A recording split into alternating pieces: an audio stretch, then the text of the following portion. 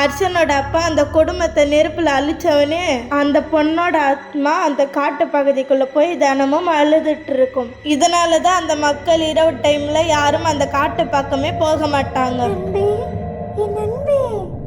எங்கடா இருக்க? வாடா வா.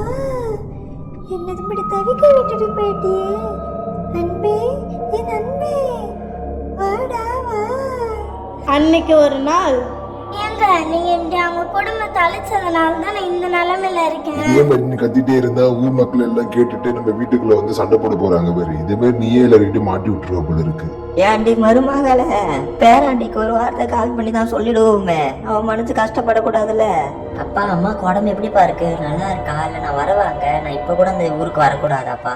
என்னை எதுக்காக அந்த ஊருக்கு வரவானா அப்படின்னு சொல்றீங்க? எனக்கு ஒன்றும் புரியல. ஏதோ ஒன்று பண்றீங்கன்னா என்னன்னு தெரியல எனக்கு. அம்மாவுக்கு உடம்பு சரியில்லை, அம்மாவை கூட பார்க்க வரக்கூடாதா நானு? அப்பா சொன்னா கேட்க மாட்டியா நீ?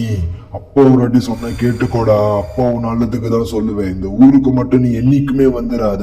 சரி ஓகே, என்னை எப்படியும் அந்த ஊருக்கு மட்டும் நீங்க வர வைக்க மாட்டீங்க. அம்மாவுக்கு உடம்பு சரியில்லைன்னு சொன்னா கூட நான் வர வேணான்றீங்க. எதுக்குன்னு தான் தெரியல. சரி ஓகேப்பா, நான் வரல, நான் போனை வைக்கிறேன். இவங்க கிட்ட சொன்னா நம்மள ஊருக்கு வர வேணான்னு சொல்லுவாங்க. நம்மளே நைட்டோட நைட்டா ஊருக்கு கிளம்பி போயிட வேண்டியதான். எனக்காக ஊர்ல சரஸ்வதி வர வெயிட் பண்ணிட்டு இருப்பா. அவளை வர போய் பார்க்கணும். அவளை பத்தினா பார்த்துன்னு எவ்வளவு கோபமாக போறேன்னு வர தெரியல. சரி ஓகே, நாங்க போய் எல்லாமே பார்த்துப்போம்.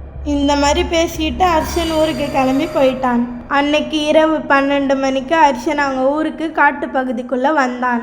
பாடா எப்படியோ வந்தாச்சு. இந்த இடமே பார்க்க பயங்கரமாவாரு இருக்கு. எப்படின்னா சீக்கிரம் வீட்டுக்கு போய் ஆகணும். அன்பே, என் அன்பே, நீ எங்கடா போயிட்ட? வாடா வா.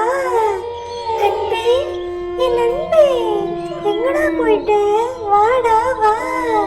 ஐயோ யார் இது? இந்த டைம்ல எழுந்துட்டு இருக்கீங்க? யார் இது? ஐயோ இந்த இடத்துல இருக்கவே கூடாது. இந்த இடத்துல நம்ம ஃபர்ஸ்ட் எஸ் ஆயிடணும். ஐயோ இந்த இடத்துலயா? இந்த டைம்லயா? யார் அது கத்துறது? ஐயோ பயமா வேற இருக்கு. இந்த இடத்த விட்டு ஃபர்ஸ்ட் ஓடிடணும் வேற அப்படின்னு சொல்லிட்டு அர்ச்சன் அந்த இடத்த விட்டு ஓடியே போயிட்டான். அன்பே, என் அன்பே, நீ வந்துட்டியா?